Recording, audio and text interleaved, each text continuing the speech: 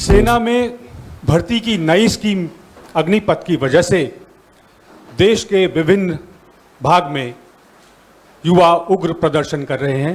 बिहार, उत्तर प्रदेश, हरियाणा से होते हुए राजस्थान के अलावा देश के कई भागों में युवा सड़क और रेल मार्ग को अवरुद्ध कर रहे हैं।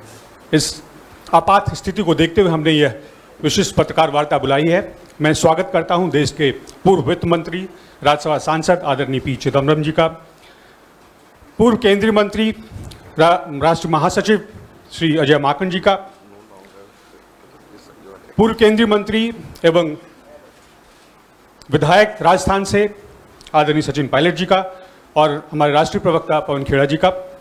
आप सभी का स्वागत है। मैं आग्रह करूंगा चिदम्बरम जी से कि वो पत्रकार वार्ता आरंभ करें।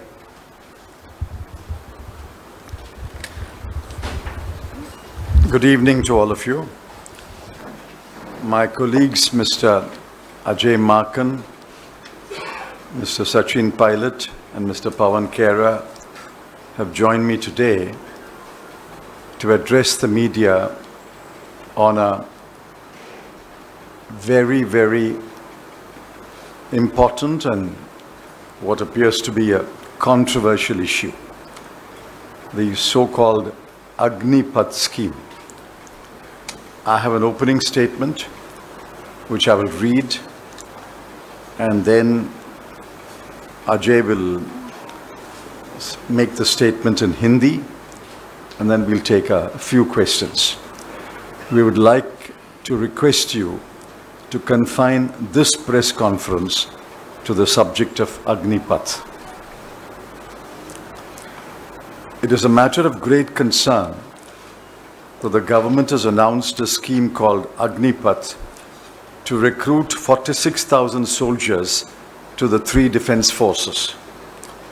The Agnipath scheme is controversial, carries multiple risks, subverts the long-standing traditions and ethos of the armed forces, and there is no guarantee that the soldiers recruited under the scheme will be better trained and motivated to defend the country. We have read and heard the views expressed by retired defense officers.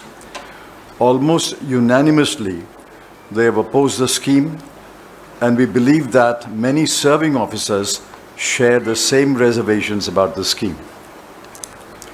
Our first concern is that the Agnipath soldier will be trained for 6 months and will serve for another 42 months when 75% of the recruits will be discharged. It appears to us that the scheme makes a mockery of training, inducts into the defense forces an ill-trained and ill-motivated soldier, and discharges a disappointed and unhappy ex-soldier into the society. The age of recruitment, 17 to 21 years, raises numerous questions. A large part of our youth will be totally excluded from serving in the defense forces. The stated objective of savings on the pension bill is a weak argument and has not been established beyond doubt. On the other hand, the short period of training, 6 months, and the unusually short period of service, 42 months, may have negative consequences on quality, efficiency, and effectiveness. We fear that the scheme may turn out to be a case of penny wise and security foolish. Several distinguished defense officers have pointed out that a fighting soldier must take pride in his unit, must be willing to lay down his life for his country and comrades, must not be risk-averse, and must be capable of exhibiting leadership. They fear that each one of these objectives will be in jeopardy under the scheme. The announcements by the Ministry of Home Affairs and the Ministry of Education on post-discharge opportunities appear to be afterthoughts. They show that the scheme was poorly conceived and hastily drawn up. A major change in the mode of recruitment should have been examined thoroughly and a pilot scheme should have been tried and tested. Nothing of that sort has been done. Several experts have suggested alternative models to address the issues of inadequate recruitment to the defense forces. There is no indication that the alternatives were examined. Given the situation on our borders, it is imperative that we have soldiers in our defense forces who are young, well-trained, motivated, happy, satisfied, and assured of their future.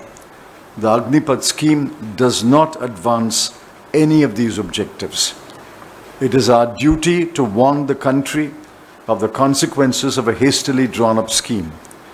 We would urge the government to keep the Agnipath scheme in abeyance, hold wide consultations with serving and retired officers, and address the issues of quality, efficiency, and economy without compromising on any one of the three considerations.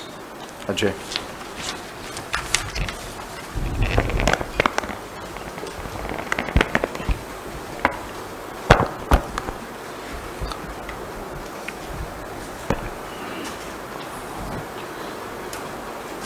साथियों, अभी चिदम्बरम साहब ने बहुत ही विस्तार से अग्निपथ के बारे में बताया। हमारे देश में ठेके पर सैनिकों की भर्ती का नया नाम है अग्निपथ, और ये हमारे देश के करोड़ों बेरोजगार युवाओं के साथ में एक भद्दा मजाक है। हमारे सरकारों के अंदर कुल मिलाकर के 62,29,000 रिक्त पद, 62,29,000, जिसमें भारतीय सेना अकेले के अंदर 2,55,000 रिक्त पद, सेंट्रल आर्म्ड पुलिस फोर्स के अंदर 91,929, लगभग 1 लाख रिक्त पद, स्टेट पुलिस फोर्सेस के अंदर 5,31,000 के करीब रिक्त पद, रेलवेज के अंदर 2,66,000 रिक्त पद हैं, और सभी अगर और भी सब मिला लें तो लगभग 62,29,000 रिक्त पद। और ठेके पर सैनिकों की भर्ती कितने टोटल? केवल 46,000 लोगों को इतना बढ़ा चढ़ा करके, और वो भी युवाओं के साथ में किस प्रकार का भद्दा मजाक है ये भी आपको आगे मैं बताऊंगा। सबसे महत्वपूर्ण, इसके अंदर केवल 6 महीने की ट्रेनिंग और 3.5 साल की उसके बाद में सर्विस, और 46,000 में से 3/4 उसके बाद में उनको हटा दिया जाएगा, और वो लोग उसके बाद में सेना में सर्विस करने लायक नहीं रहेंगे। और यही नहीं, सिर्फ 17 और 21 वर्ष के युवाओं को ही इसके अंदर आने का मौका मिलेगा। आज जब हम यहां पे आ रहे थे, किसी ने एक दुखद घटना बताई कि हरियाणा में एक इसी प्रकार के युवा जो कि 21 वर्ष से ज्यादा जिसकी उम्र हो गई थी, उसने अभी आत्महत्या कर ली। पूरे देश भर के अंदर युवाओं के अंदर एक ऐसा माहौल है कि जैसे वो तैयारी करते हुए आए, और हमारे देश के अंदर हमारे सरकार ने उनके साथ में एक भद्दा मजाक किया है। 2 वर्ष से सेना में भर्ती बंद है, और उसके बाद में ये अग्निपथ ठेके के ऊपर सैनिकों को लेने का भद्दा मजाक जो किया गया है, इससे ज्यादा शर्मदार चीज नहीं हो सकती। सैनिकों के लिए 4 चीजें सबसे जरूरी होती हैं, जैसे अभी चिदम्बरम साहब ने बताया। सबसे पहले हमारे सैनिक प्रशिक्षित होने चाहिए, फिर संतुष्ट और खुश होने चाहिए, तीसरा प्रेरित होने चाहिए, और चौथा सुरक्षित भविष्य उनका होना चाहिए।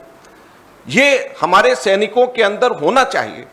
लेकिन क्या वो प्रशिक्षित होंगे सिर्फ 6 महीने की ट्रेनिंग के साथ में? क्या वो संतुष्ट होंगे? केवल 30,000 रुपए शुरू की तनख्वाह मिल रही है, और उसके बाद में मात्र 30,000 से 40,000 4 साल के बाद में उनको तनख्वाह होगी। क्या वो संतुष्ट होंगे? क्या वो प्रेरित होंगे? जब उनका कोई अपना यूनिट अपने के अंदर रहने के लिए नहीं होगा, अपने साथियों के लिए लड़ने के लिए, उनके लिए जान देने के लिए नहीं होगा, तो क्या हम अपने सैनिकों को इतनी प्रेरणा के स्रोत, इतने प्रेरित हम कर रहे हैं अपने सैनिकों को? क्या उनका भविष्य जब सुरक्षित नहीं होगा, जब उनको पता होगा कि हर 4 में से 3 लोग नौकरी में आगे से नहीं रहेंगे तो क्या उनका भविष्य सुरक्षित रहेगा? तो जब वो प्रशिक्षित नहीं, जब वो संतुष्ट और खुश नहीं, जब वो प्रेरित नहीं, जब उनका भविष्य सुरक्षित नहीं, तो कैसे हमारे देश की सीमाओं की रक्षा ये सैनिक अच्छी तरीके से हमारी सेनाएं कर सकती हैं? हमारे देश की सरकार कैसे हमारी सीमाओं की रक्षा और बेहतर तरीके से कर सकती? भारत की तीनों सेनाओं की एक विशेष गरिमा, इतिहास, चरित्र व अनुशासन की परिपाटी है। सेना में सबसे बड़ा एसेट सैनिक होता है, जो यूनिट के जुड़ाव के आधार पर लड़ता है और देश की रक्षा करता है। सैनिक के बलिदान की भावना जिसे नाम, नमक व निशान के नाम से जाना जाता है, वह सालों के जुड़ाव से पैदा होता है। एक अनुशासित कमान में हर कुर्बानी देने वाला फौज के लिए परंपराओं का यह जुड़ाव उन्हें एक परिवार बनाता है तथा उस मार्ग पर चलकर वह देश के लिए सर्वोच्च कुर्बानी करने को सदैव तत्पर रहते हैं। क्या 4 साल के कॉन्ट्रैक्ट भर्ती के सैनिक इस परंपरा, परिपाटी, जुड़ाव व अनुशासन की भावना अपना पाएंगे? क्या इतने थोड़े समय में यह संभव हो पाएगा? इसलिए हमारा यह कहना है केंद्र सरकार को कि इसको एकदम से तत्काल प्रभाव से अभियान में रखें, इसको अभी साइड पे रखें। सभी लोगों से, जो हमारे सेनाओं के रिटायर्ड लोग हैं, उन लोगों से और विशेषज्ञों से बात करें और बात करने के बाद में ही इसको आगे लेकर के जाएं, ये हमारा कहना है। अव्वल तो इनको लाने से पहले ट्रायल, इसका एक हिस्से के ट्रायल पे करके फिर इनको बड़े स्केल के ऊपर लेकर के आना चाहिए था, बातचीत करनी चाहिए थी, जो इन्होंने, हमारी सरकारों ने बिल्कुल नहीं करी है और बगैर बातचीत के, बगैर सलाह मशवरा के एकदम से देश के ऊपर थोप दिया है। और साथ ही साथ में हम देश के युवाओं को भी ये कहना चाहते हैं कि वो हिम्मत ना हारे, हताश ना हो। कांग्रेस पार्टी, हमारे नेता राहुल गांधी और कांग्रेस पार्टी उनके लिए ये लड़ाई लड़ेगी और पूरी ताकत से लड़ेगी, सड़क के ऊपर आकर के लड़ेगी। वो हिम्मत ना हारे, हताश ना हो और कानून व्यवस्था को बनाए रखें। कांग्रेस पार्टी हमारे देश के युवाओं को कहना चाहती है कि हम उनके साथ में ऐसे समय में खड़े हैं और उनकी लड़ाई को हम लड़ेंगे। धन्यवाद। सचिन पायलट।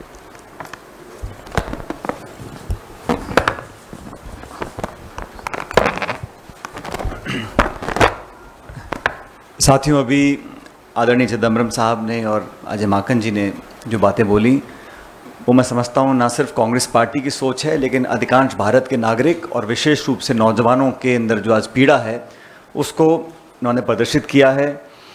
और जैसा अजय माकन जी ने कहा कि सरकार को पहले चाहिए था, जो लाखों लाख खाली पद पड़े हैं, फौज में 2 साल से भर्तियाँ नहीं हुई, उसके लिए वैसे ही नौजवान आंदोलित थे और कोविड का बहाना लेके 2 साल से रिक्रूटमेंट नहीं हुआ। 1,20,000 ऑफिसर्स के पद खाली पड़े हैं थल सेना के अंदर, तो पहले बैकलॉग को पूरा करना चाहिए था। और जिस जल्दबाजी में इस स्कीम को घोषित किया गया है, सिर्फ शॉर्ट टर्म रेवड़ियाँ बांटकर लोगों का मन जीतने के लिए कोशिश की है। लेकिन सवाल ये उठता है, जिस प्रकार केंद्र सरकार ने 3 काले कृषि कानून बनाए थे, कथित रूप से कहा गया था किसानों के भले के लिए हम बना रहे हैं, किसान आंदोलन कर रहे थे। अब जिन नौजवानों के लिए योजना बनाई गई है वो सड़कों पे हैं, पूरे देश में आंदोलन हो रहा है। तो जिनके भले के लिए आप स्कीम बना रहे हो, अगर वही आपके खिलाफ आंदोलन कर रहे हैं, तो विनम्रतापूर्वक केंद्र सरकार को इसको रोक देना चाहिए। इस स्कीम से लाभ बहुत कम है और नुकसान बहुत ज़्यादा है। जैसा चिदम्बरम जी ने कहा, फौज के अंदर, और अजय माकन जी ने बिल्कुल सही कहा, फौज में आप 4 साल के लिए भर्ती कर रहे हैं, 6 महीने ट्रेनिंग करेंगे, उसके बाद साल में 2 महीने की छुट्टी भी जाएगा वो। तो टोटल सर्विंग पीरियड जो है 4 साल का है, उसमें से मुश्किल से 2.5 या 2.25 साल की वो नौकरी कर पाएगा। उस इतने कम समय में नाम, नमक और निशान की जो बात कह रहे थे, ये बिल्कुल सही है। फौज में सरहद पर खड़े होकर देश के लिए शहादत देने के साथ साथ अपने साथियों के साथ एक असमरणीय जज्बात पैदा होते हैं। और जिन लोगों ने फ़ौज की वर्दी पहनी है वो समझते हैं कि इसमें समय लगता है। जब एक नौजवान को मालूम है कि 2.5-3 साल के बाद उसको वो यूनिट बटालियन छोड़नी है, तो वो संबंध, वो व्यवहार वो नहीं बना सकता, ये सर्वविदित है। लेकिन जानबूझकर इस स्कीम को डाला गया है। हम समझते हैं इस स्कीम को तुरंत प्रभाव से रोक देना चाहिए। के अंदर हमारी भारत की सेना किसी सरकार, किसी पार्टी, किसी दल से बहुत ज़्यादा कीमती है। सदियों से, दशकों से हमारे सैनिकों ने हमारे देश को गौरव दिया है। आज उनके भविष्य के साथ, उनके रिक्रूटिंग जो प्रक्रिया है उसके साथ और विशेष रूप से करोड़ों करोड़ों नौजवानों के साथ जो खिलवाड़ करने का काम हो रहा है, ये आज से पहले कभी किया नहीं है। और भारतीय सेना, भारतीय फौज, हम सबको उन पर फख्र है। मुझे लगता है कि उसके साथ इस प्रकार का खिलवाड़ बिल्कुल आवश्यक नहीं है। और केंद्र सरकार को समझना होगा, कांग्रेस पार्टी ने हम पे आरोप लगाते थे कि हम किसानों को भड़का रहे हैं या हम मिस इन्फॉर्मेशन दे रहे हैं। आपने कल स्कीम अनाउंस की है और आज पूरे समूचे देश में लोग, नौजवान आंदोलित हैं। तो इस संवाद की कमी है, चर्चा की कमी है, मनमानी थोपने की जो आदत है केंद्र सरकार के भाजपा की, उसी का परिणाम है कि ये अल्प समय में जल्दबाजी में, जैसा अजय भाई ने कहा, ये ठेका प्रवृत्ति जो कर रहे हैं फौज के अंदर, वो किसी को एक्सेप्टेबल नहीं है। इसलिए इसको रोक देना चाहिए। और अहंकार घमंड में जिद पे अड़कर किसी स्कीम को थोपना बिल्कुल गलत है, विशेष रूप से जब वो सेना और हमारे देश की सरहदों पर सवाल आता है। तो मैं देश की तरफ से, पार्टी की तरफ से बोलना चाहता हूं कि फौज के सेंटिमेंट को समझना पड़ेगा। जो विशेषज्ञ हैं, जो सेना के पृष्ठभूमि से लोग आते हैं, सर्विंग ऑफिसर्स, रिटायर्ड ऑफिसर्स, सब ने एक स्वर से कहा है कि ये हड़बड़ी में, जल्दबाजी में बनाई गई स्कीम है। इसको थोपने का काम केंद्र सरकार कर रही है, इसको रोक देना चाहिए।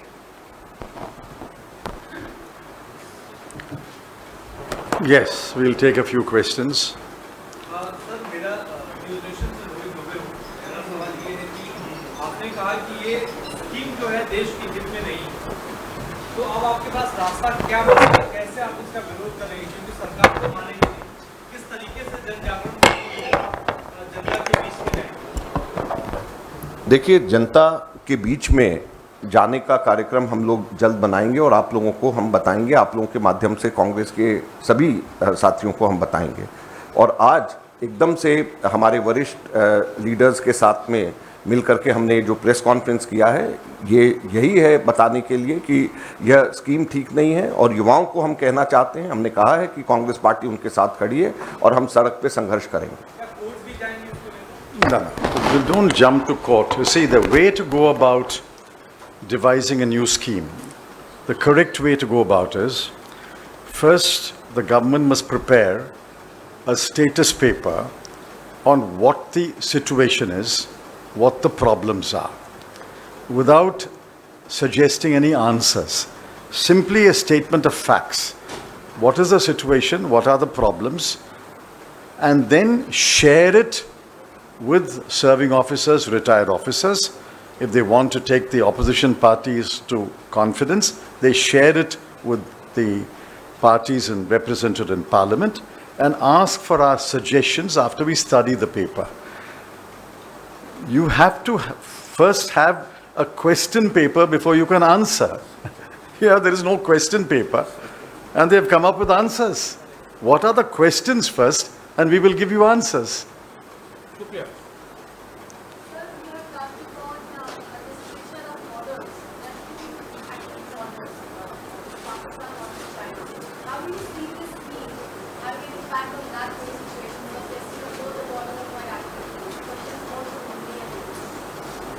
We have said this in our statement. Given the situation on our borders, we have said it is imperative that we have a defense force which is young, well-trained, motivated, happy, satisfied, and assured of the future. Now, we believe that none of these objectives are met by this kind of ill-conceived and hastily drawn-up scheme.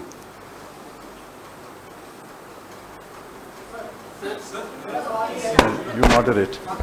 देखिए, हम लोगों ने पहले भी कहा है कि हमारे सेना में सैनिकों के बलिदान की भावना नाम, निमक और निशान से जाना जाता है। और ये केवल 6 महीनों में पैदा नहीं होती है, और ये जुड़ाव कई वर्ष लग जाते हैं जब जाकर के पैदा होता है। और ऐसे समय में जब हमारे सैनिक प्रशिक्षित होने चाहिए, संतुष्ट और खुश होने चाहिए, प्रेरित होने चाहिए और सुरक्षित भविष्य के प्रति आशावान होने चाहिए, ये चारों चीज़ें इसमें से मिसिंग हैं। तो कैसे हम ये उम्मीद करते हैं कि हमारे दोनों एक्टिव बॉर्डर्स के ऊपर हमारी सरकारें बेहतर प्रदर्शन कर पाएंगी जब हमारे सैनिक ही मोटिवेटेड नहीं हैं, हमारे सैनिक प्रशिक्षित नहीं हैं, सुरक्षित भविष्य के प्रति आशावान नहीं हैं, नाम, नमक और निशान की भावना उनमें नहीं है, तो कैसे हम उम्मीद करेंगे कि हमारे बॉर्डर्स सुरक्षित रहेंगे। अभी आता हूँ, एक मिनट यहाँ आ जाएगा। सरकार की तरफ से, अभी आपने कहा कि 62 लाख ऐसे रिक्त पद है, सरकार की 4 साल के बाद रिटायर होंगे, इनको पीएसयू में, स्टेट पुलिस सर्विसेज में यहाँ पे अकोमोडेट किया जाएगा। ये सरकार का वर्जन है, इंटीग्रिटी की बात है। उनका कहना है कि 6 महीने की ट्रेनिंग में हम बेसिक एम्यूनेशन की ट्रेनिंग देंगे, एक बैकअप फोर्स होगा। तो इन तर्कों और दलीलों को, इस लॉजिक को किस तरह से? As far as I understand your question, how do you train a soldier in 6 months? This is not Boy Scout training. This is not NCC. This is a fighting soldier who has to give up his life not only for his country but for his comrades. He's fighting in the trenches. He's fighting as a unit. He must be willing to give up his life for country and comrades. You don't inculcate such qualities in 6 months of training. They are treating it as Boy Scout training. This is mockery of training.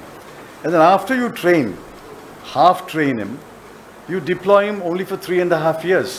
Where will you deploy him? I think you said he's not fit enough to be deployed on the forward post. Then where will he be deployed? They are saying post-retirement, they will be accommodated in state police services, PSU, and other. See, there are any number of ex-servicemen in this country. If they wanted to join the CAPF and the state police, they would have joined. But why are there so many vacancies in police forces and CAPF? You simply don't take two separate issues and say, I say so, therefore this guy will go there. Why are there vacancies in police forces? I was Home Minister. I know that huge number of vacancies in state police forces, huge number of vacancies in CAPFs. Why are the ex-servicemen not joining those forces? So merely because he becomes an ex-serviceman after 4 years, there's no guarantee he will join the CAPF or the state police force. They require a different frame of mind, a very different frame of mind. And best of my knowledge, an army soldier is trained to shoot to kill the enemy. A police is not trained to shoot to kill. It's a different matter. Some of guys do that, but that's not the way the police is trained. They are very different trainings. All these are simplistic solutions they are suggesting without thinking through the whole matter. Please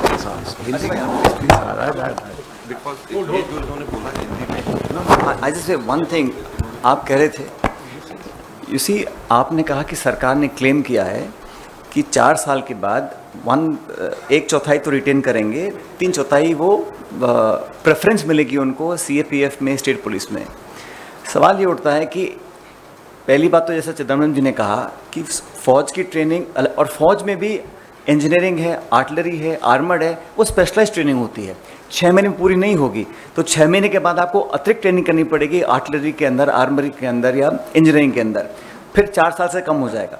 और आप जो 3 लाख लोग बाहर जाएंगे, वो अगर ITBP, CRPF, CIS में भर्ती करना चाहते हैं, दैट मीन्स आप भविष्य में उन CAPF की जो भर्ती हैं उसमें और लोगों का रास्ता रोक रहे हैं। अगर इनको प्रेफरेंस मिलेगी तो जो फ्रेश रिक्रूटमेंट्स होने हैं उसमें कमी हो जाएगी। तो ये बिल्कुल सही कह रहे हैं कि आपने एक शॉर्ट टर्म सोल्यूशन सोचा है, काल्पनिक है, धरातल पर व्यवहारिक नहीं है, और एक्स सर्विसमैन की तादाद लाखों में है। अगर किसी को अगर एम्प्लॉयमेंट देनी है वो दे सकते हैं, लेकिन मेरा ये मानना है कि 4 साल का जो उन्होंने शगुफा छोड़ा है, ये सिर्फ ठंडे छींटे डालने के लिए है। देश में निवेश नहीं हो रहा, उद्योग नहीं लग रहा, अर्थव्यवस्था चौपट हो रही है, लोगों को रोजगार नहीं मिल रहा, आपके 2 करोड़ का वादा फेल हो रहा है, इसलिए आपने कुछ एक करने की कोशिश करी है लेकिन नाकाम हो रहे हैं। बेहतर ये होता कि नौजवान जो पढ़े लिखे हैं उनके लिए आप रोजगार के अवसर तलाश करें, यहाँ निवेश हो, इंडस्ट्री लगे, फैक्ट्रियाँ लगें, लोग और एम्प्लॉयमेंट ढूंढें। लेकिन आपने 4 साल तक के लिए उनको कर दिया, 4 साल के बाद 3 लाख लोग वापस सड़क पे आ जाएंगे, और क्या गारंटी है कि उनको नौकरी मिलेगी? फिर वो विध्वंस पैदा होगा, तो ये शुभ संकेत नहीं है।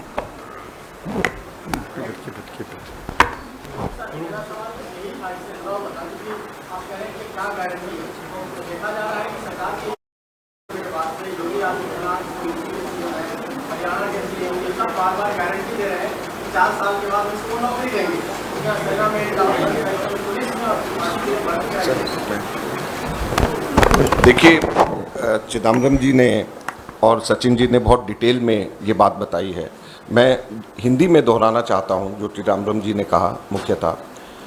एक तो अभी भी हमारे जो paramilitary forces, central arm police forces हैं और स्टेट पुलिस फोर्सेस दोनों में मिलाकर के 6,30,000 की वैकेंसीज हैं, 6,30,000। और इतने सारे एक्स सर्विसमैन हैं, वो लोग जो है इसके अंदर क्यों नहीं खप रहे हैं? अभी इतने सारे एक्स सर्विसमैन हैं, वो इसके अंदर क्यों नहीं खप रहे? अब इस चीज को कैसे वो कह रहे हैं कि हम लोग उसके बाद में ले लेंगे? दूसरी जो महत्वपूर्ण बात चिदम्बरम जी ने कहा कि आर्मी की ट्रेनिंग और पुलिस की ट्रेनिंग में एक बुनियादी फर्क है।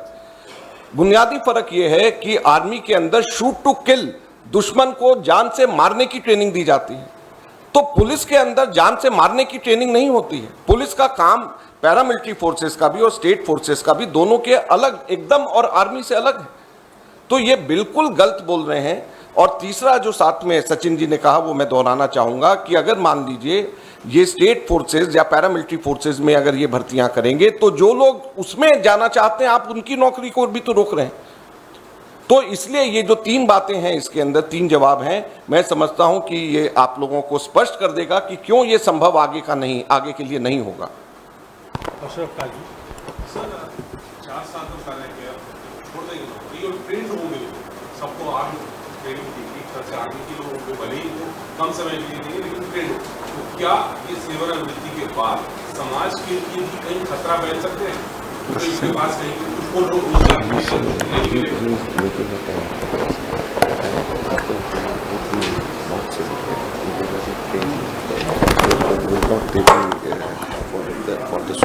See, one has to study this matter carefully with the help of sociologists, psychologists. You can't come to any rapid fire conclusion. I can visualize a situation where after 4 years, the bulk of the people who are discharged are unhappy, dissatisfied, and insecure about the future. If an unhappy, dissatisfied, insecure soldier is discharged into society, I don't imagine that's the kind of situation we want to live in. So these are matters that have to be carefully studied. Without a study, you say a trained man is being discharged into society. But remember, he's trained to handle a weapon, but he's also unsatisfied, dissatisfied, and unhappy. These are very, very complex psychological issues that have to be studied. I don't think anybody in the government has even looked at this.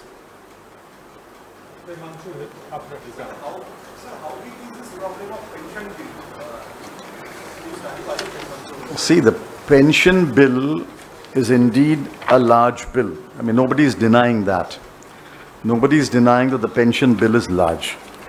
For example, if you look at 2022-23, in the Defense Ministry, the total allocation for the Ministry of Defense is 5,25,166 crore for both revenue and capital expenditure, out of which defense pensions account for 1,19,696 crore, roughly 20%.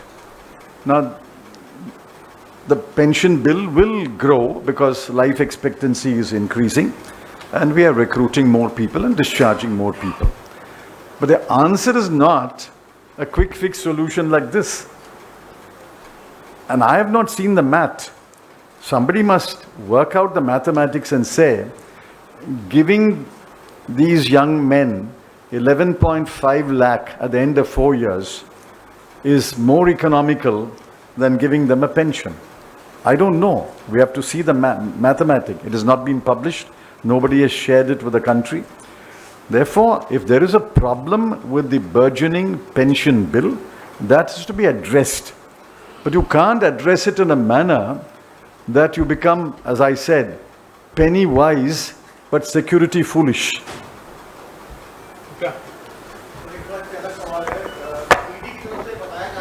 No, no, no. Only about Agnipat. Sir, in the present form, does the Congress Party demand a complete rollback or tweaking, or should there be a wider consultation? Because there is some mix-up. Sachin ji said rollback. No, no, we said keep it in abeyance, consult widely, and then drop the scheme. Please read the last paragraph of the statement. Keep it in abeyance, consult widely, and then decide what the way forward is. Well, they've not rolled it forward to roll it back.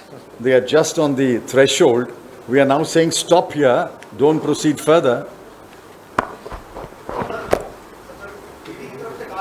Only about Agnipat.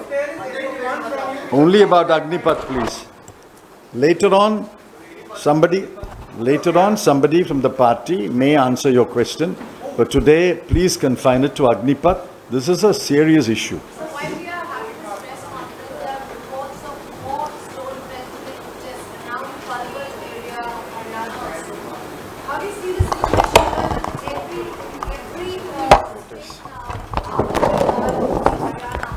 you see this entire situation? You see, the fact of the matter here is, whoever came up with this harebrained idea did not apply mind, has no understanding of rural India. 30 to 40 lakh young people have been toiling hard preparing for this. They feel cheated. So anybody sitting in Delhi comes up with an idea such as this without any understanding of how this country works, thinks, must face these consequences, must be held accountable.